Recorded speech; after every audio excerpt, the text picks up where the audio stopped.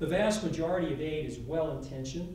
The people who advocate it are well-intentioned and trying to do the right thing, but it works against the prosperity of much of the poorest parts of the world. Thanks very much, Paul, for that kind introduction, and thanks, Noel, for the hospitality of the Foreign Policy Association. This is indeed a very special and important topic. I think people come to the discussion of foreign aid from a number of perspectives. Some people come with an economist's eye. I'll be using that eye this evening. Others come with the idea of a moral imperative. I think that is also appropriate. But I want to begin with a simple story that I actually use in opening the book, and to echo something Paul said, hopefully about readability. The way I've pitched it to policymakers is if they're slow readers, it's a round-trip shuttle ride. If they're fast readers, it's a one-way ticket. So you should be able to read it pretty quickly and hopefully enjoy it. If you had gone to Trinity Church Easter 2 years ago, you would have seen, of course, a building that is the intersection of moral imperatives, but also with the shadow of Wall Street and business prosperity itself. You would have prayed for a number of things that morning. You would have prayed for the President of the United States. You would have prayed for the Queen of England. You would have prayed for the Archbishop of Canterbury, but you also prayed for this: Jeff Sachs, my colleague, and the Millennium Development Goals. The prayer had the line that the world now has the means to end extreme poverty. We pray that it also have the will. Now, there's a central conundrum for economists in this prayer. The Millennium Development Goals are an excellent vehicle for charity. They have actually very little to do with lifting people out of poverty. Such projects and grand designs, and I'll talk about several of them in recent decades, have not been terribly successful at lifting people out of poverty, but yet we know what does: the ordinary business sector. I have the privilege of speaking to the freshmen at Columbia periodically in their Principles of Economics class, and invariably, when I sit with groups of undergraduates, I try to ask them the question of why isn't the whole world rich? It's a very important question in economics. And I remind them that the year I was born, South Korea had about the same per capita income as a typical sub-Saharan African country. I'm not so old, and the story is very, very different today. As an additional backdrop to that story, we have, over that time period of my lifetime, spent more than $1 trillion in overseas development assistance for economic aid. And we have had many world leaders, especially Gordon Brown, championing the idea of additional spending. I got interested in this topic first from an academic perspective. I had done some work that I showed to President Bush linking certain corporate governance and institutional considerations in an economy with an economy's ability to grow. And the message I tried to give the president was that we really know how to do this. If you mean by that, as a matter of economics, we can raise living standards. And the president had actually an excellent idea, which has been implemented, and a big change in foreign aid to go to something called the Millennium Challenge Account, which tried to change the institutions of aid. And I'll come back to that. The second approach that I had to the ideas that I'll speak about this evening came from the occasion I had to speak on the 60th anniversary of Marshall's commencement speech at Harvard. I had the opportunity to give a Marshall lecture at Oxford, and also to write a column on the occasion of the 60th birthday. And I did something that's actually rare among economists. I actually went back to read what Marshall actually said, as opposed to what I thought he said, or what secondary sources said that he said. And it was quite interesting because the Marshall Plan and Marshall's agenda that I'll speak of tonight had very little to do with foreign aid, as the aid establishment typically defines it, and a great deal to do with the promotion of business. And in the book, I use Marshall's intuition and the Marshall Plan as a rhetorical foil. My co-author in this enterprise is my colleague at Columbia, Bill Duggan, who is a strategy professor. Bill worked on the ground in Africa for the Ford Foundation for more than 20 years. He went in as somebody very dedicated to traditional foreign aid and came out a skeptic. What The Aid Trap is, as a book, is a book that tries to offer a real plan for sustainable economic development. The simple rhetoric I'll use this evening is the idea of a Marshall Plan for Africa, a true Marshall Plan. What The Aid Trap is an emphasis on what we call in the book the software of prosperity, business institutions, the kinds of things that make ordinary business and ordinary commerce possible. The simple device we use in the book and that I'll use tonight are the so-called doing business indicators that are produced at the World Bank. The plan is doable, it is tangible, and it is affordable. Now, what The Aid Trap is not, what I won't be talking about tonight, is an idea about doing away with aid. Now, this has been a familiar refrain in some recent popular books. Dambisa Moyo, for example, raises passionate arguments about the problems in foreign aid and says if we're doing $1 trillion worth of spending on something that's been a complete failure, perhaps we should just stop it entirely.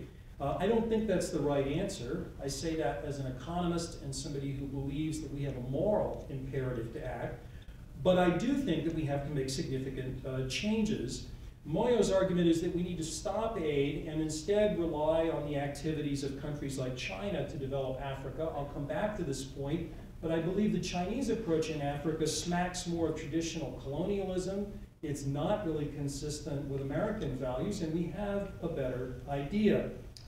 What The Aid Trap is also not about is a spending book. You know, it's easy in the aid establishment to say, well, we simply need to spend more on aid, some percentage of GDP.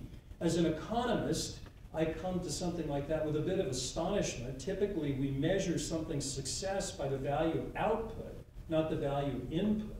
It would be a rare successful business leader that went to his or her board and defined goals based on what one spent an investment as opposed to the return on that investment. What we're not advocating is a bunch of new spending, but we are advocating some specific plans for redirecting aid. Now, before I describe the Marshall Plan for Africa, I want to fit the theme that I've outlined into just a tiny bit of intellectual history. If you look at the discussion of foreign aid, going all the way back to Lord Hailey's report for the British Empire in the 1930s, there's a tension between grand proposals, proposals for outright transformation, and proposals that, in the language of economics, might be called more marginal, small step proposals. Bill and I in The Aid Trap clearly fall and eagerly fall into that second category. The transformational proposals, at least among foreign aid establishment folks, fall under the title of big push. They go back to the work of economists like Paul Rosenstein-Rodin and Walt Rostow, who argued that what you need are concentrated efforts in several sectors simultaneously to lift an economy off the ground. No economy that is presently rich today got rich that way, which might be an empirical cause for some skepticism. The approach, the intellectual approach that we suggest in the book rather harkens back more to the spirit of Hayek. Rather than massive coordination and planning, we have in mind uncoordinated elements, or what might be called unbalanced growth, in the language of Albert Hirschman. The people of affairs on the big push have included, of course, Gordon Brown's recent proposal for a Marshall Plan that I'll come back to, and my colleague Jeff Sachs, who's argued that we can lift Africa all at once with one massive dose of spending. The history of big push efforts goes all the way back to Lord Hailey's report in the 1930s, and if Lord Hailey wore a wraparound Bulgari sunglasses, he would reappear as Bono, who essentially has the same language as Lord Hailey with perhaps more colloquial English. The Hayek modern approach is the work of Bill Easterly at NYU, who's done absolutely terrific work in this area. We very much put ourselves in this as well. Now, the argument for a big push is typically a moral argument for the West to save Africa, but I'm only an economist, so I also have to ask the question, how? The argument is, well, we need to spend 0.7% of US GDP, and generally industrial country GDP, to do this. There's a real question about why we should view this as transformational. We have spent, in today's dollars, well over $1 trillion since 1960. Much of sub-Saharan Africa is poorer today than it was in 1960. Typically, when you're failing at that scale, you would at least stop doing what you are doing. It's also by no means clear that aid is the answer if growth, or actually lifting living standards, is the question. There have been a number of studies by economists on this point in recent years. Craig Burnside, my former student, and David Dollar, Bill Easterly's own work, and Raghu Rajan, who had a University of Chicago professor who had been at the IMF, all have persuasively argued. This big push school often evokes the imagery of the Marshall Plan as a grand transformational plan, but as I'll make clear in a moment, that's simply not accurate. Now, any intellectual history in this area also has to go a little bit beyond the classic big push counter-arguments. In his very excellent book, The Bottom Billion, Oxford scholar Paul Collier points to some factors often not looked at directly by economists, factors like civil war or plague and ignorance. It is certainly true that many sub-Saharan African countries score poorly on measures of bad government and civil war, as Collier stresses, but their overrepresentation in these is really less than their overrepresentation in income, poverty, and social indicators that are indicated by economists, so there must be something more. So what's our thesis in this little bit of history? It's basically that the road to hell is paved with good intentions. The vast majority of aid is well-intentioned. The people who advocate it are well-intentioned and trying to do the right thing, but it works against the prosperity of much of the poorest parts of the world. Conventional economic aid sounds worthy, but it's a trap, hence the title of the book. It crowds out, it suppresses, or in some cases corrupts, the local business sector, which is the source of prosperity in every economy that has gotten wealthy. The thesis of the book is simple. We can fix this, but we have to focus on local business. And let me be clear what I mean by local business.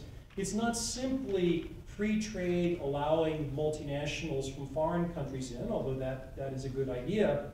It is the encouragement of a domestic business class. And I mean by this more than simple microfinance or very small-scale business, but the kind of small to medium enterprises that create jobs, create wealth, and businesses of scale. Now, the new idea here is that aid should be received by the local business sector as opposed to the government and as opposed to NGOs. We believe our book is really the first to focus on that, and it says how, which is the Marshall Plan. Now, for those of you who are familiar with the operation of the Marshall Plan, the idea that Marshall had from his original commencement speech to its excellent execution was that the funds in the Marshall Plan would go first to local businesses. In the case of the Marshall Plan, obviously in war-torn European countries. The Marshall Plan was not an aid scheme, it was a lending scheme to the business sector. As money was repaid, money went to host governments, which could then use the funds on infrastructure spending, repair, education, and so on. So it takes the traditional foreign aid model that we've been doing now, hardware first, then software, and flipped it and said, no, let's first do software. Let's get a healthier economy. A healthier economy will give us the funds that we need. Now, the aid industry, of course, is not oblivious to the idea, or at least the word, business. Most major agencies have some sort of a program that has the word business in its title. But it's much the case that it's like the World Bank's agenda of having a health program, an environmental program, an education program, and then a, quote, business program. Not even 5% of the money that we spend directly on economic assistance that goes directly to business. In the book, Bill and I argue this percentage should go closer to 50-50. The money that is going to foreign aid goes directly into governments, which raises the question that Lisa Moyo raises about corruption, to be sure, but also raises a question about whether we're actually reaching the people with productive ideas. Again, the argument we make is not to stop aid, but to shift it, and that's the new point. Now, how would you do this as a practical matter? Well, here the World Bank has been very helpful. They publish every year so-called doing business indicators, which takes a handful of measures and says, how easy is it to start, to maintain, to grow, to liquidate a business? The kinds of things that everybody in this room would take as a perfectly ordinary act of commerce or industry, but would be decidedly extraordinary in many of the poorest nations of the world. So the World Bank tracks the ease and costs of things like simply starting a business or dealing with license or paying taxes and so on. And generally speaking, the prosperous countries of the world, including blessedly our own, rank very high on such a list. The poorest countries of the world, and particularly much of sub-Saharan Africa, dominate the bottom of the list. Now, how to address this? History actually offers an excellent guide in the form of the Marshall Plan, which is widely recognized as one of the most successful programs in history. I would give you one example, which is incredibly rare in the world of government, and in the foreign aid industry in particular. There are no Marshall Plan offices today. Zero. The remnant of the Marshall Plan is what is now called the OECD. I once chaired the Economic Policy Committee of the OECD. I remember the wonderful lunches in Paris. It is a truly wonderful legacy for economists, if not for the world. But it remains the central legacy. There are no more Marshall Plan offices, which means the Marshall Plan actually worked. It accomplished its objectives. It made loans to European private businesses, who then repaid those loans to national funds, which then spent the money on commercial infrastructure. In short, it worked. In contrast to what we did in the period between 1947 and 1952, in the period since 1960, so now over a 50-year period of massive economic assistance in sub-Saharan Africa, we have failed. The same countries we have tried to help still lack basic institutions and basic infrastructure that would support business, meaning that we need an alternative. Now, there are a couple of lessons from the Marshall Plan at a practical level that are very, very important here. One is that people matter. The typical aid establishment is run, again, by very well-meaning people who come from the aid world. These individuals might come from the world of public health, from my profession, economics, or other professions, and as I say, they are very good people. The Marshall Plan was run by business people. The leader of the Marshall Plan was Paul Hoffman, who ran Studebaker. For young people in the room, the United States used to make cars, amazingly. And Studebaker was a major business in its day. And Mr. Hoffman populated the Marshall Plan leadership with fellow business people. So one is that the role of business people who are actually used to allocating investment, to making financial decisions, to holding people accountable is very, very important. The second detail of the Marshall Plan that contributed greatly to its success was that structure mattered. There was a central office for the Marshall Plan in Europe, but there were regional offices throughout Europe that competed with one another. That one had to make certain institutional reforms. In the case of the Marshall Plan, it had to do with trade openness to be able to receive the funds from the Marshall Plan. And that regional competition did two things. One, it stimulated reform. And two, it provided business expertise in everything from credit analysis to judge businesses to management help. Now again, details matter because you hear the word Marshall Plan used a lot by the traditional aid establishment. Gordon Brown himself, Jeff Sachs, my colleague, have used the word Marshall Plan, but what their plans are debt relief, relief for loans from rich countries, doubling direct spending on foreign aid, a focus on anti-corruption itself, which is not a bad thing by itself, but not sufficient. The true Marshall Plan, again, looked different. It was large loans from the US for restoring production. The money went to business. It didn't go to governments. The reforms had to be pro-business for enacting, and you also had to have competition. Now, in Europe, the policy reforms of the day, of the old Marshall Plan, were mostly macroeconomic. What Bill and I focus on in the book are the kinds of reforms that are more microeconomic. They're more like the 10 elements of the doing business indicators from the World Bank. And here there have been some outstanding success stories. To mention one, Rwanda, which is a nation familiar to us for the horrific genocide it experienced, has also, under its present president, done outstandingly well in improving its standing both in the World Bank's doing business indicators and in its climate for business. That has happened from a single-minded focus on promoting domestic business in Rwanda. Mauritius is another example of great success in that regard. If you look at the COMESA countries in Africa, there's enough success in some pockets, I mentioned two, and more challenges in others, Kenya, perhaps Zambia, for example, that there may be opportunities for the World Bank to have regional versions of a Marshall Plan.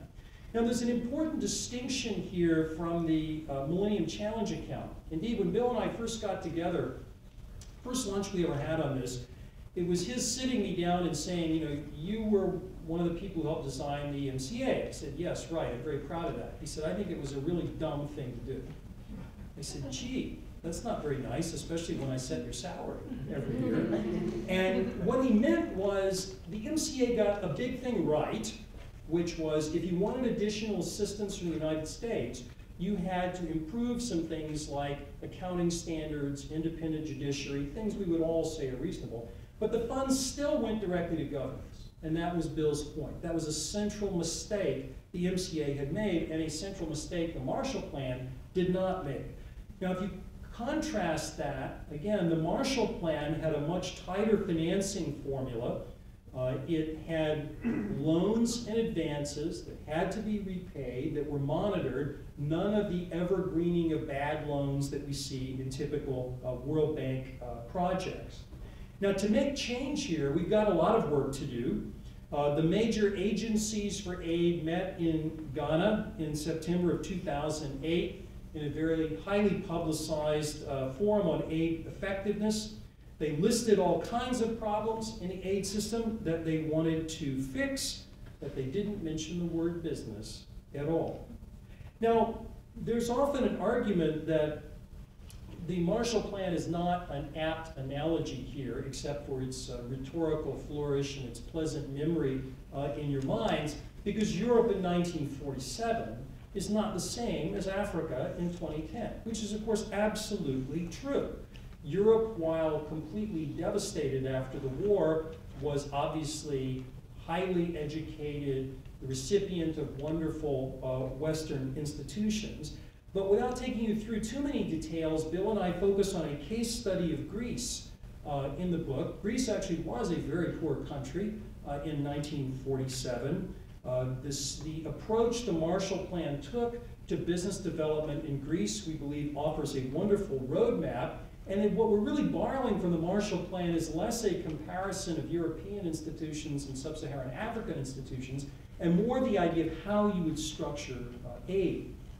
Bill and I argue that the problem is not culture, as we typically see, that somehow entrepreneurship is inconsistent with much of culture in sub-Saharan Africa. There's a wonderful book I would commend to you by a Ghanaian economist, George Ayate, a book called Africa Unchained, which makes the point quite well that traditional African culture is not anti-business. In fact, in the 1950s, the sort of sun-setting years of the colonial period in Africa, there were very successful African-owned businesses in much of sub-Saharan Africa. I say that not to endorse colonialism, but to make the point that very vibrant business and entrepreneurial cultures were present before the aid establishment. Now, what are some fallacies here? I'm perfectly aware that this view of both the primacy of local business and the idea, or the rhetorical flourish and hopefully practical idea of the Marshall Plan would not be universally agreed to. A number of so-called fallacies one might throw at our arguments. One is that why don't we just let NGOs do it? NGOs are well-meaning organizations. They can be well-funded. The Gates Foundation comes to mind. But there is an important reason that Bill and I disagree. It doesn't really work. It depends on what you want to accomplish. We have nothing in the book against charitable aid. That is a perfectly wonderful impulse, and people should do it. But you shouldn't confuse charitable aid with actually encouraging economic growth. Those are two different segments.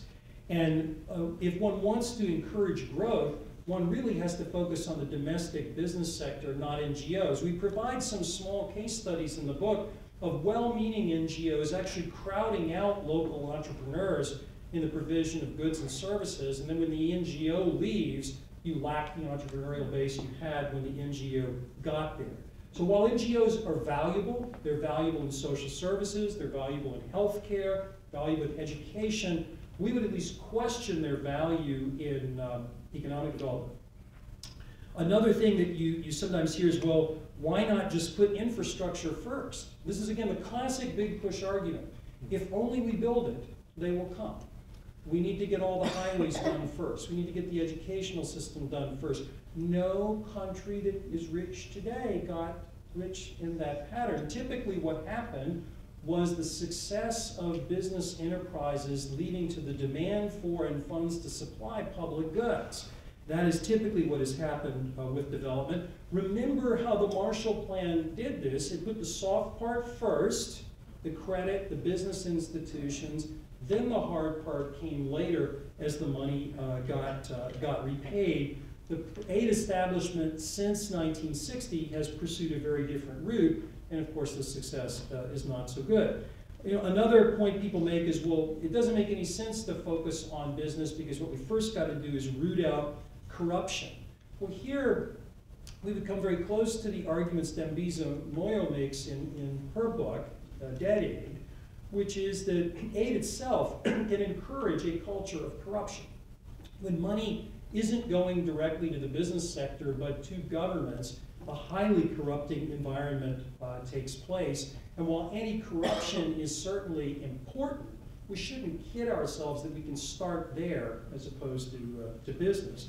The final question people raise sometimes is, doesn't the financial crisis that we just lived through, which everyone in this room knows is searing, as somebody who sells, 1,000 MBAs every year into the marketplace, and certainly we've all lost a lot of sleep. So if the financial crisis in the US could strike here, why do we believe that business is the right idea?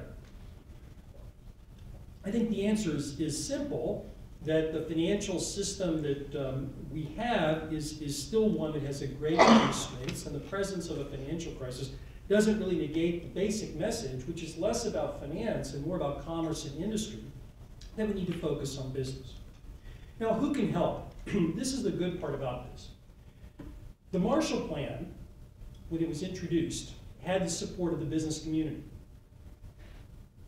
I know the Congress was incredibly skeptical. I know today's Congress, of course, is highly effective, highly efficient. We all know that. The Congress in the late 1940s was very skeptical of the Marshall Plan. It was sold by the business community, particularly by the Committee for Economic Development. Contrast that today, where very few business leaders have directly been involved in business in Africa. Some have been involved in charity, in aid and healthcare, but very few actually involved in business. I think that is a mistake. Who can get involved as first business leaders on this agenda? Their voices are powerful today, like they were in the 1940s. The second is younger business people.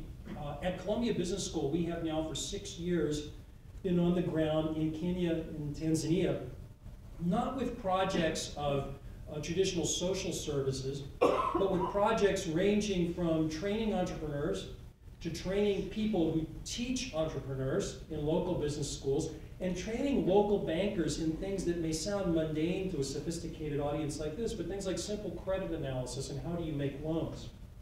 Where did we get that idea? The Marshall Plan.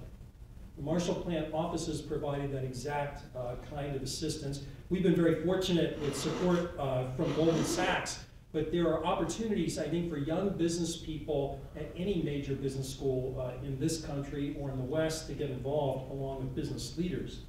Now, what defines success here?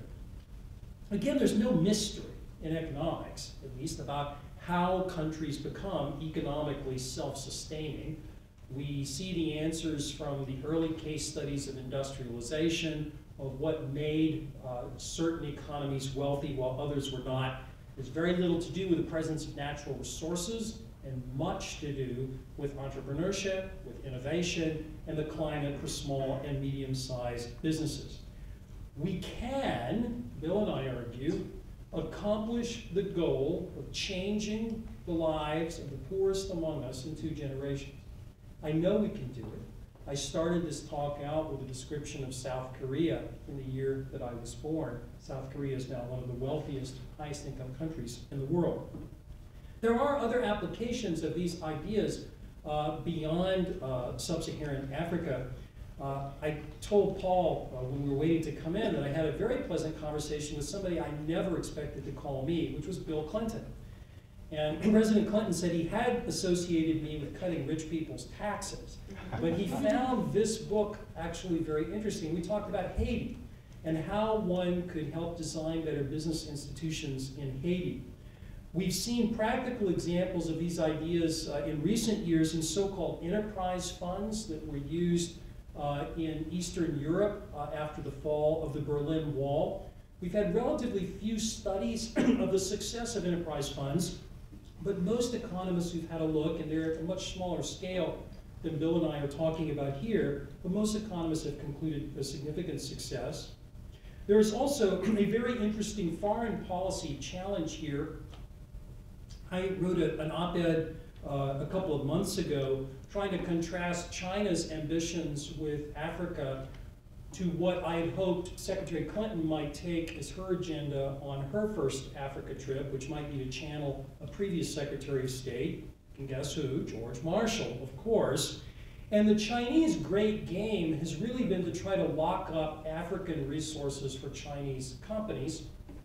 That is definitely in China's interest. One can hardly question it as a matter of Chinese policy. It, however, does little to promote domestic local business prosperity in sub-Saharan Africa. The US has an opportunity, and Bill's in my view, to not only do the right thing as a matter of economics, but have a wonderful political foot, which is rather than going in to lock up resources, to actually promote local business. I've also written on potential opportunities we have in Pakistan and in Afghanistan, where our discussions of soft power have focused amazingly absent any mention of business. That is something we can fix. In Pakistan, the government has eagerly encouraged us to do that, and I hope we will do that. As a bottom line, our overriding point, Bill's and mine, goes back to the line George Marshall used in his commencement speech at Harvard when he said, it's the breakdown of business structure of Europe during the war that's the problem that aid must solve.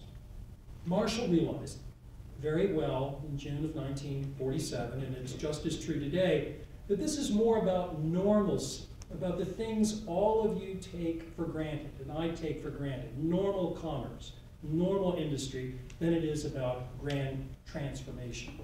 We really can do this. The question is, will we? So let me stop there, but I'd be delighted to take any questions anyone has.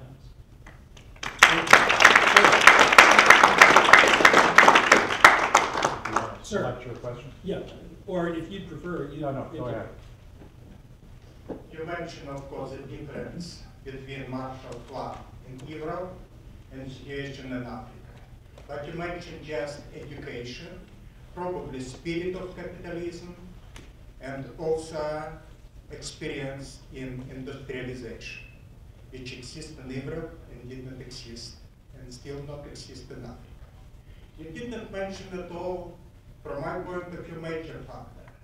Americans, British, Soviet troops in these countries, who really control the government, control everything. And if somebody would say that right now American troops in Iraq, in Afghanistan, and not much success and not much control, but Europe was after good lesson of Hiroshima, Nagasaki, Dresden, Hamburg, and Berlin. And they know that when American here, it was serious. So would it work without real control on political level? I think it can. What, again, we're borrowing from the Marshall Plan is not the institutions of individual countries, because as I said, those are very, very different for the reasons you mentioned as well. But the idea that you must focus on local business, it will be different kinds of industry. But I would dispute the notion that sub-Saharan Africa lacks a spirit of entrepreneurship and lacks a spirit of capitalism. I think that these are things that can be encouraged. Where the US has not been active enough, we have assumed that by passively writing modest checks, we're done. I'm not suggesting we put troops on the ground, but I am suggesting we take this as seriously as we would economic development in this country, and that we have not done. Yes, ma'am. I was sort of interested that you didn't mention microlending as an example of a very scaled down version of the same doctrine. And whether that's done on a for-profit or not-for-profit basis, it's been so successful every place that you almost run out of the places to do it. And it would be lovely to see that ratcheted up as a testing, as a demonstration ground to places that aid could be handled quite differently. No, absolutely. In the book, we talk a lot about microlending. In fact, Mohammed Yunus was kind enough to endorse the book on the jacket. But we view it as different. Microlending is about very small-scale subsistence businesses. It is very important, but it is not going to be the engine of the kind of growth that we're talking about. So the kind of growth we're talking about comes from working capital loans, mid-sized business. Think about lending, say, of $50,000 or $100,000. Not large amounts of money, but clearly not microfinance. So microfinance is very important, but not the. It's a good example. Right. Exactly. You can see it being ratcheted up. Right. Yes. Yeah. Glenn, what is your view of import substitution? Is it possible that governments can be overly protective of their business enterprises? Or is the Brazilian model one that can be emulated? I mean, Embraer started as a government-owned company, as I understand it. I mean, it's certainly possible, and indeed, history tells us likely for governments to try to overprotect domestic business sectors, but generally that's not about small businesses, it's about very large state-sanctioned monopoly businesses. And there is a powerful advantage to the encouragement of small and medium-sized businesses because they provide a middle-class counterweight to many business elites in these economies. So you're absolutely right. I think it's less likely in an economy of medium-sized businesses as opposed to big state-sanctioned monopolies. Yes, ma'am. You mentioned the NGOs that should play a bigger role in Africa. At the G8 summit of 2001 held in Italy, at the suggestion of the Italian government, the G8 decided to focus on Africa, and each government appointed a special representative for Africa. After going to Africa for a while, they soon discovered that there were too many NGOs in Africa, doing too many things, giving too much money with no control, no coordination, and a big waste of money and energy. So they created something called NEPAD, which is sort of an umbrella, an agency that is the umbrella to all these NGOs. Has NEPAD accomplished anything in your mind? Yeah, I don't want to leave you with the impression that I'm a fan of the NGO activity. Quite the contrary. I agree that we have way too many NGOs. Again, people with good intentions. I'm not impugning anyone's motives, but the success has been relatively minimal. Rather than having coordinating agencies of NGOs, I think it would be better to switch the foreign aid toward the more Marshall Plan approach, where NGOs can be effective, have been effective, is more in areas like education or healthcare than in direct economic assistance. So I do agree with you, we're tripping all over ourselves in terms of economic assistance. We're wasting money and not being terribly effective. Yes, sir.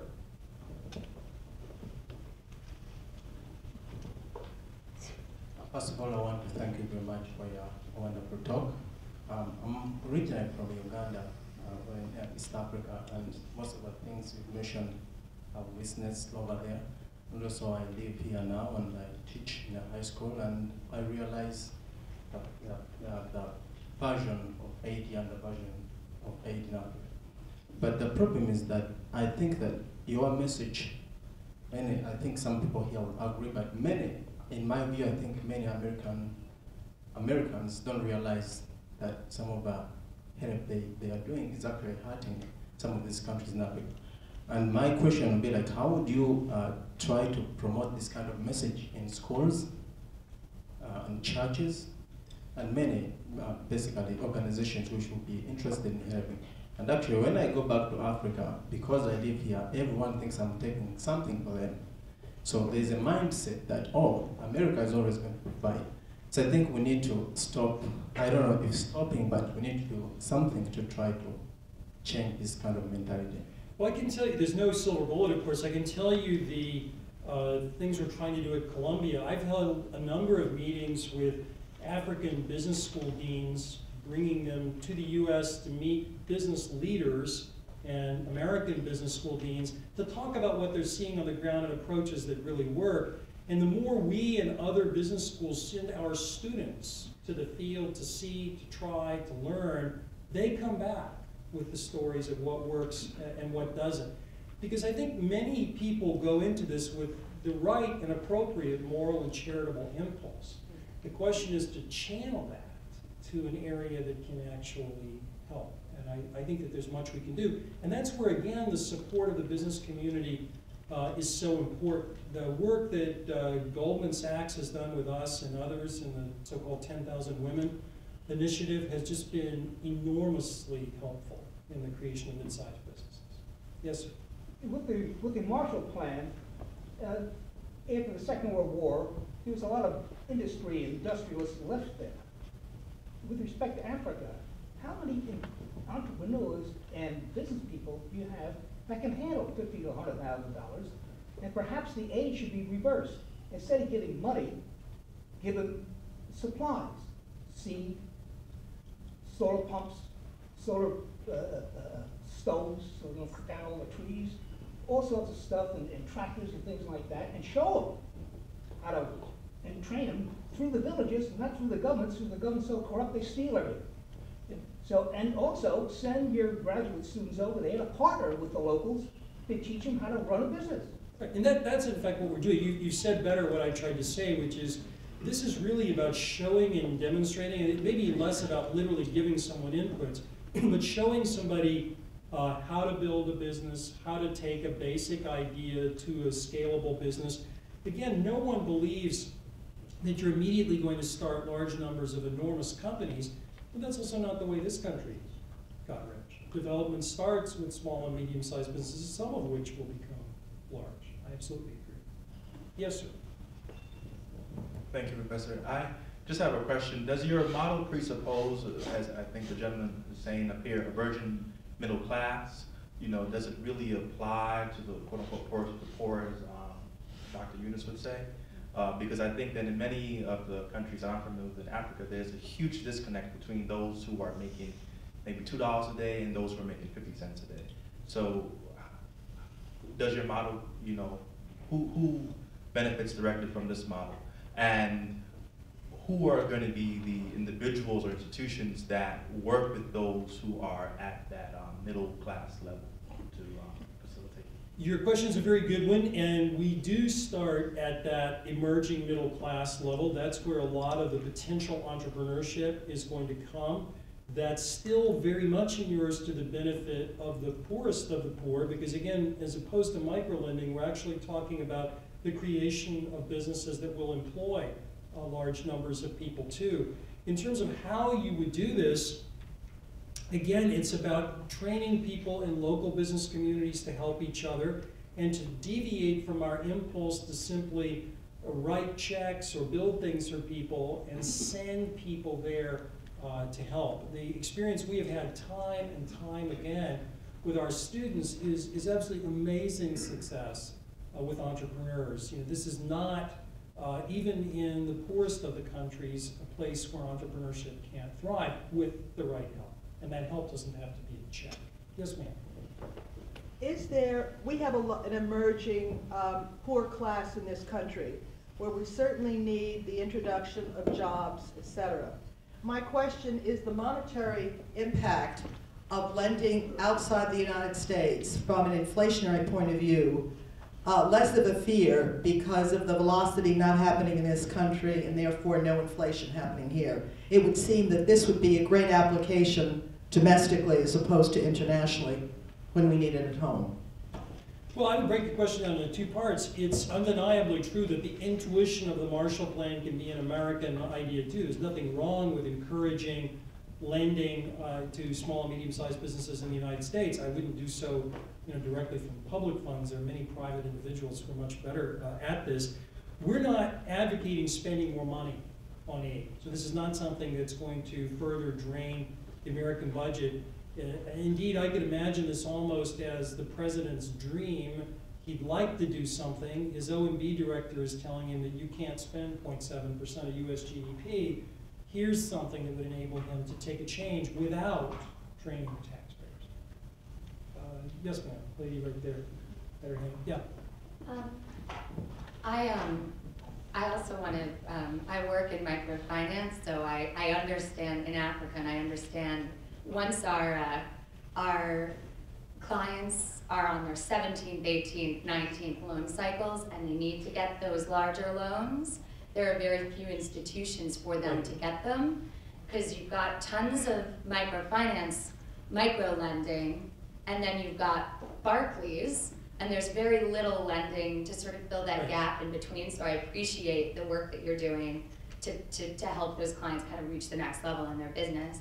But my question is, in terms of sort of education and to the gentleman's point about, are there enough business owners that sort of can handle and scale up their business at $50, $100, $200,000 kind of loans?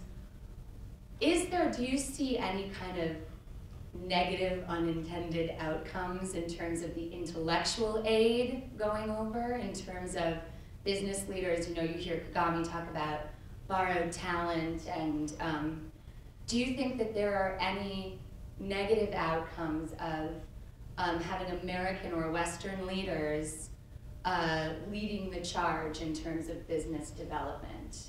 I don't think so for the following reason. I mean, Kagami is actually a very good example because he spends a lot of time actually meeting with business leaders in this country and taking them to Rwanda.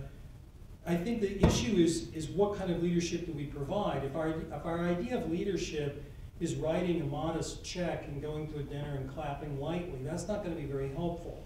But if our idea of leadership is really promoting domestic business, local prosperity, and helping do that, I think it can be very effective. And if the leaders of our business community stood up for that idea, a lot of younger business people would fall in behind their signal, much as they did in the 1940s. Yes, ma'am, and I promise I'll go over here. I just wonder, we've seen since our recession that business isn't too anxious to lend to people that don't look like they're going to prosper.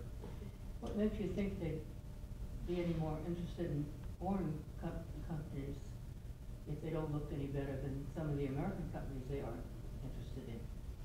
Well, I think it's a slightly different subject, but I think an issue for the U.S. is if I'm a bank, I can borrow at zero from the Fed and buy government bonds. That's pretty interesting business. I don't really want to lend to small businesses if I could do that with an unlimited scale. I think we're in unusual times. I think that where there's an opportunity for profitable lending, it will happen. And the issue is more, how do you do the old-fashioned credit analysis? How do you come up with the institutions for lending? You're starting to see small-scale private equity involvement in sub-Saharan Africa that provides part of this. Commercial banks are starting to get more involved too. So I guess this is one where I would trust that if there's an opportunity, it will happen. I think in the U.S. the problem is simply that on a risk-adjusted basis, the Fed has created a more profitable opportunity for lending than actual productive lending to small businesses. You know, on this side of it, yes, sir. I agree with you as far as your argument goes, especially having seen what happens in a country like India, where the government spends the developmental funds very poorly.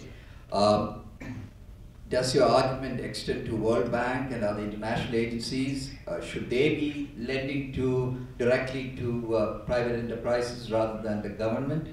That's the first part of my question. And the second part is that one of the arguments against your proposition is that in Germany and other parts of Europe, after the World War, the Marshall Plan worked because the population was generally educated and well-skilled, that they could take up jobs and work for the industries. But in countries like Africa, African countries, and India, and so on, where a great majority of people are not literate, not even educated, no basic healthcare, and so on, and you are relying on the trickle-down effects of industries doing well, assuming that the people at the bottom are capable of being employed there. So the argument is that the government is the only agency that would then intervene directly to the poor and not to the middle and wait for the trickle down to take place. So two parts to the question. In your question, the two parts, yes, I am absolutely arguing that the IFC ought to be doing more in encouraging lending directly to business. I think there's a lot of interest.